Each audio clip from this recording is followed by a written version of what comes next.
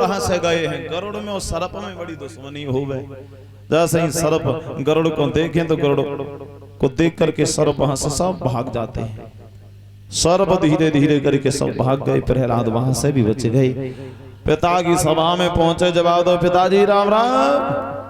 जैसे ही देखो सामने जिंदा आग बबूला है गो, मन में सोचने लगो जी फिर ना मरो, फिर बच गए। आज इसको मैं अपने हाथों से ही मारेंगे, अपने हाथों से ही मारे तब जो देखें कितना बड़ो बलवान है, देखेंगे हम इसको ये कितना बड़ा बलवान है। हाथ पकड़ा, बोले आज तो जो तेरे भगवान को ही देखता है। हाथ पकड़ के ऊंची सी चोटी पे ले जाके खड़ो कर लियो और जवाब दो अब बता नीचे दिखाई दे रहे हो तो कछु कितनी गहराई है। प्रहलाद बोले हमें तो कुछ ना दिखाई दे तो है। हिरण्यकश्यप बोलो हमें साफ साफ दिखाई दे रहा हो। कहाँ? बोले तेरी मौत है, ऊपर से नीचे फेंक देंगे, तेरे शरीर की बोटियां बोटियां बिखर जाएंगी, इसलिए बता राम के नाम को छोड़ेगा या नहीं, फेंक दो नीचे। बोले जो तुम्हारा मन आए वो कीजिए, लेकिन मैं राम के नाम को नहीं छोड़ूंगा। प्रहलाद खड़े थे, बात कर रहा था, और जैसे ही प्रहलाद ने कहा कि राम के नाम को नहीं छोड़ूंगा, क्या काम किया उस दुष्ट ने?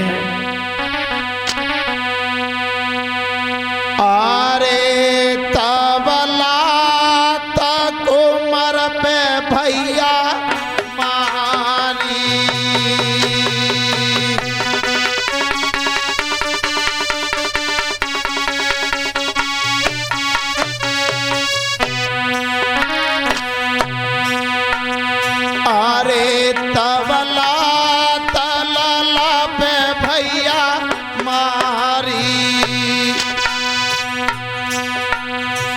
धरती डारी दो तारी।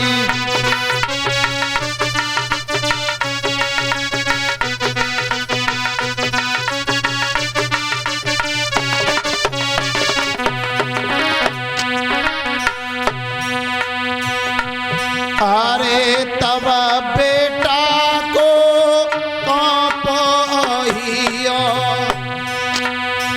दाखन नाम राम कोई लिया।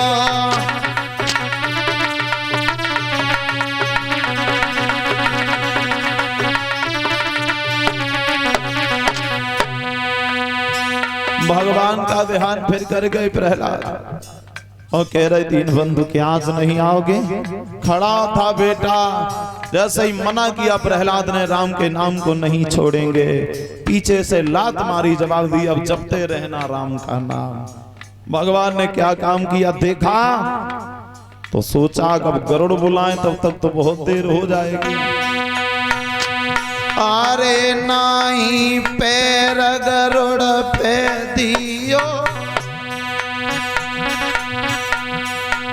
नाई पैर गरुड़ पे दियो, नंगे पैर नाथ भज दियो, बेटा को गोदी ले लियो।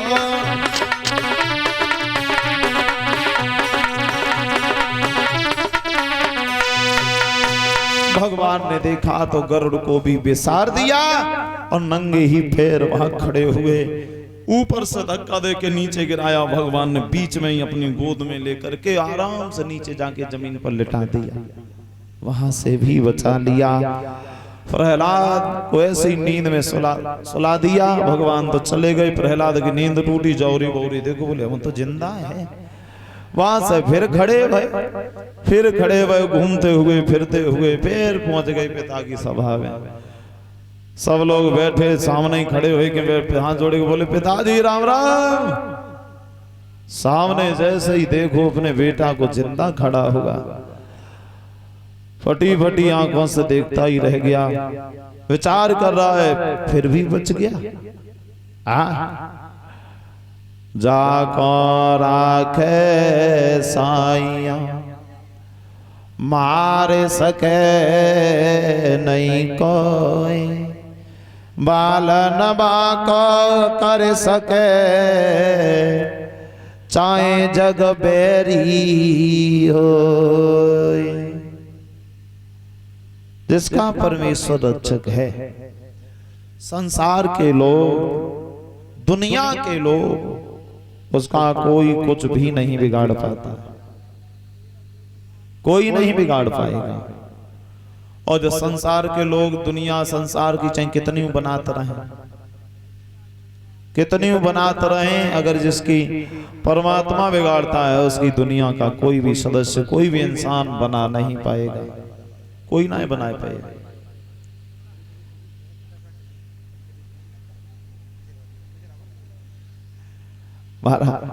संसार के लोग, अच्छा आजकल तो आदमी पाखंडी और अंधविश्वासी इतने हो गए, इतने हो गए जिनकी कोई सीमा ना।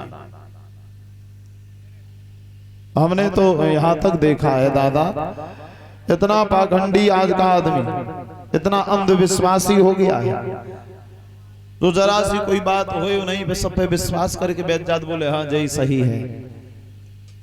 दादा याद रखना, आजकल आदमी बहकाने में और अपना उल्लू सीधा करने में कभी कोई कसर नहीं छोड़ते हैं। अपना उल्लू अगर सीधा करना है तो लाखों बातें पढ़े हैं, लाखों बातें पढ़े, और कौन सी जरूरी ना है कोई काम, जेऊ काम ना छोड़ो, धार्मिक काम में अगर अपन उल्लू सीधो करने हो तो 1000 बातें पढ़ा दी, ये नहीं ऐसे करोगे तो ये हो जाएगा, ऐसे करोगे तो ये हो जाएगा, ऐसे करोगे तो ये हो जाएगा, कुछ नहीं होगा। हम पे जितनी श्रद्धा हो रही हो तो कर रहे, कहाँ है जाइए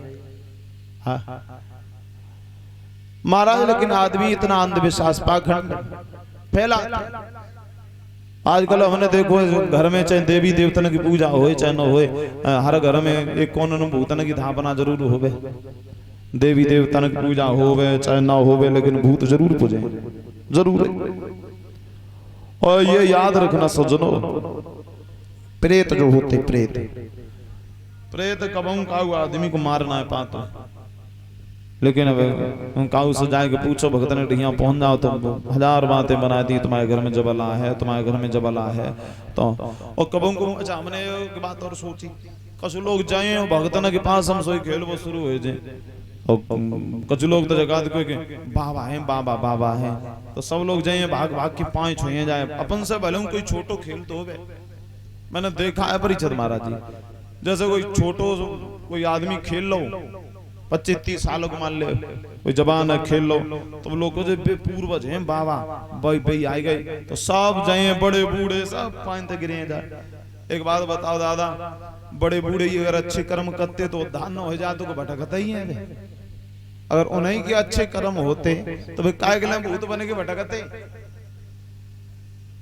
सोचने वाली बात है, अगर उनके पहले से अच्छे कर्म होते तो काय को भूत बने के भटकते, काय के लिए आते दूसरे जन्म में जाते, कहूं दूसरे अच्छे से आराम से जिंदगी जियते।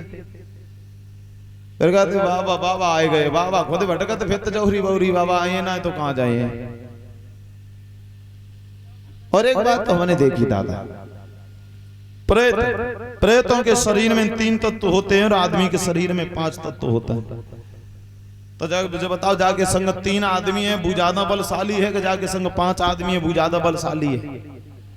जिसके साथ में 5 आदमी वो ज्यादा ताकतवर मानो जाते है, जाके संग 3 आदमी है वो तो वैसे ही है। तो इंसान का शरीर 5 तत्वों से बनता है, पृथ्वी जल अग्नि वायु और आकाश। और भूत जब प्रेत योनि में जाता है तो 2 तत्व गायब हो जाते हैं, पृथ्वी और अग्नि, फिर 3 ही तत्व बचते हैं। पृथ्वी अग्नि 2 तत्व गायब हो जाते, शरीर नहीं रहता है, प्यास लगती है पानी नहीं पी सकते, भूख लगती खा ही नहीं सकते, शरीर ही नहीं है, क्या करेंगे। तो इसलिए दादा अच्छा क्वार के महीना में,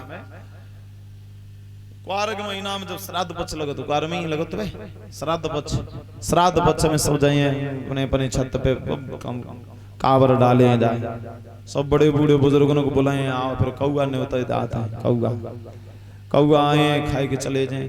अच्छा एक बुढ़िया रहे, एक बुढ़िया मैया रहे, तो बुढ़िया श्राद्ध पक्ष के दिना चले तो कावर डलवे की तैयारी होवे तो नाती रोन लगो बुढ़िया को, बहू बोली जे चुनाव बना दे रहो, अम्मा जाए पकड़ा जे रोए रहो है। बुढ़िया नाती को गोद में लेके बोली चलो आ जाओ तुम्हें हम बब्बा ते मिलवाएं।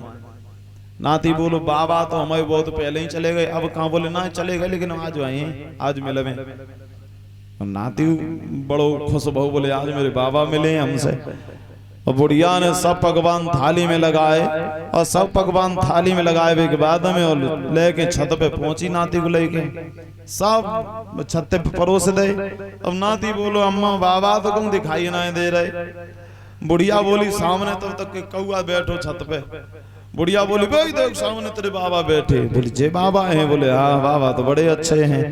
बोले नाती से बुलाओ बाबा। तो नाती ने बुलाओ, आओ कौआ कौआ आओ, थोड़ी देर तक खाते रहो श्राद्ध बच्चन में कौआ तो कहाँ खबत है, आओ थोड़ी देर एक दो और खाओ। वहां से भाग खड़ो बहुत दूसरे की छत पे बैठे को।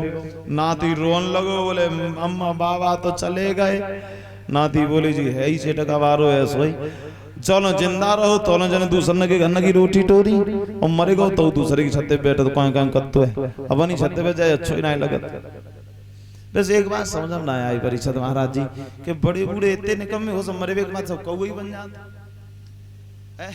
एक आधो तो आदमी बनतो या और कौन सी जाति में जन्म मिलतो, मरवे के बाद हम का इतने बुजुर्ग निकम्मे होते सब कौआ ही बन जाता।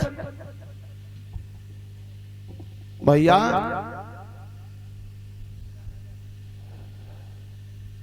इंसान अपने अपने कर्मों से तरता है, इंसान अपने अपने कर्मों से तरता है, कोई किसी को नहीं तार पाएगा। बेटे को बाप नहीं तार पाएगा, बाप को बेटा नहीं तड़ करा पाएगा। ये दुनिया की रीति रिवाजें हैं, उसूल हैं, अपने अपने सो अपना रहे हैं। एक बात बताइए सज्जनों, यदि मुझे यहाँ से आगरा तक का सफर करना है तो मेरा बाप अगर किसी गाड़ी में बैठ के पैदल कैसे भी यहाँ से आगरा पहुंच जाए, हम सोचे तो मेरे पिताजी पहुंच गए तो हम पहुंच गए, ऐसा नहीं है।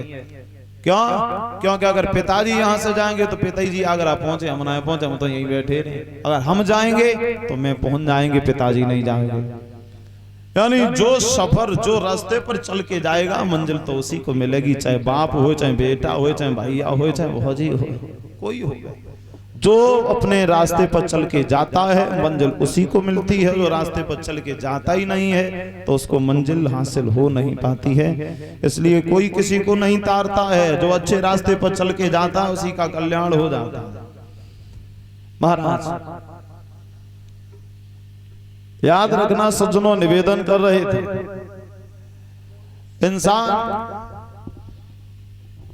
इंसान को अगर कोई भी सताए, कोई भी रुलाए, अगर परमात्मा की इच्छा नहीं है तो उसका हम बाल विवाह का नहीं कर पाएंगे कभी भी। कहते ही विद्वान कि इंसान को कोई